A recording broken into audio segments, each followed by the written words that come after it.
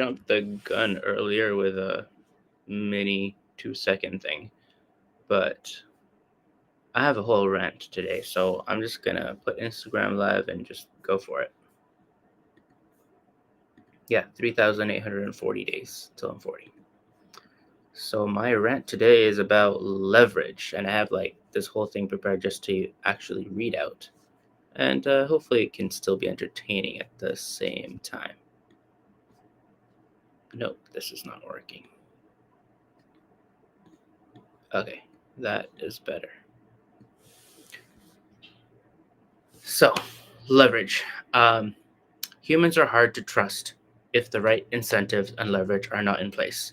And it's not because humans are inherently bad, it's just when someone says they'll do something, it's not always that they're in control of all the factors or have the power and ability to make things happen the way that they said it. And this is when troubles arise because what is said is not fulfilled, expectations are not met, and sets off a whole cycle and supply chain of things not working and breaking down. And I am guilty of that too.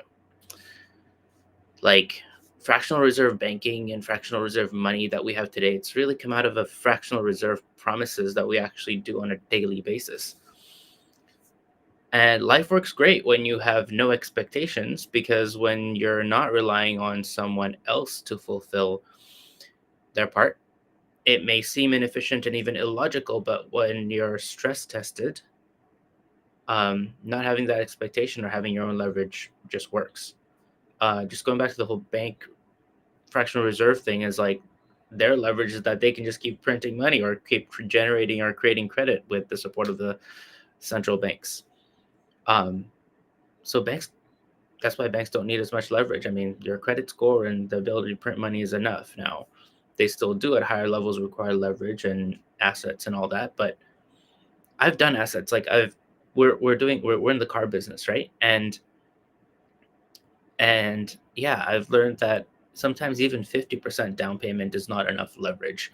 Um, you need something that really drives the the bad customers.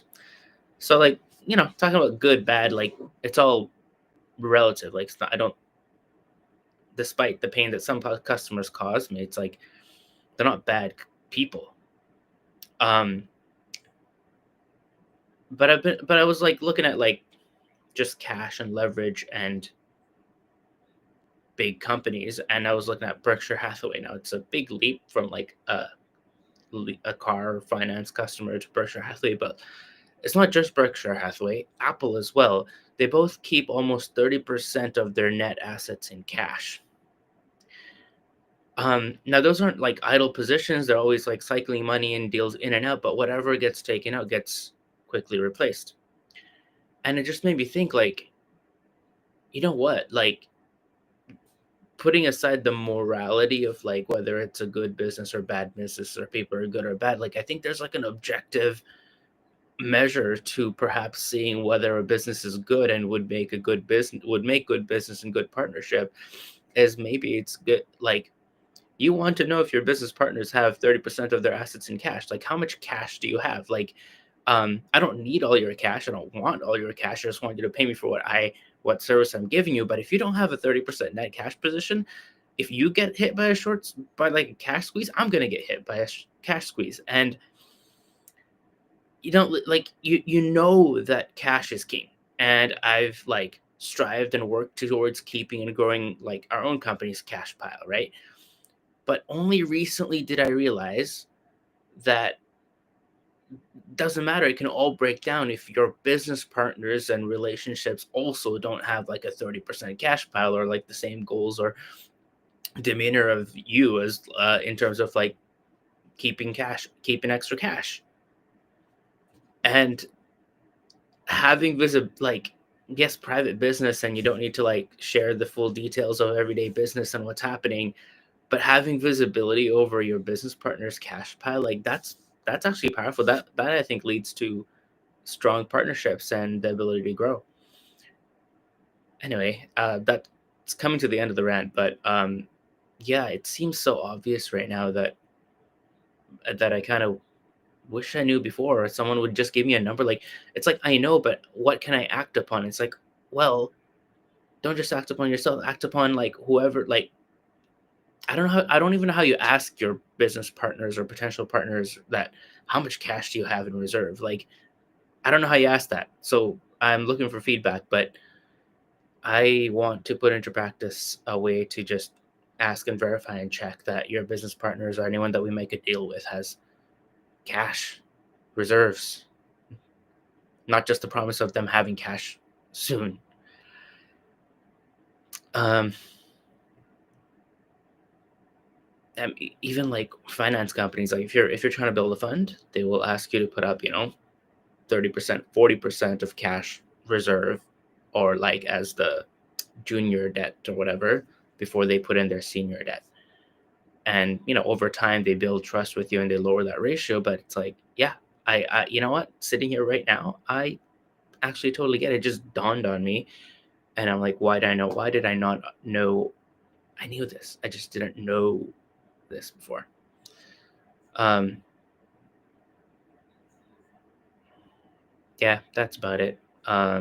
This does lead to another area of conversation, which is like, how do you know that you're going to be a successful business or have customer demand?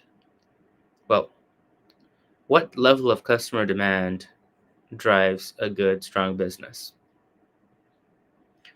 And I think we will find more of these like ratios of 30/70, 60/40, and 80/20, like power law,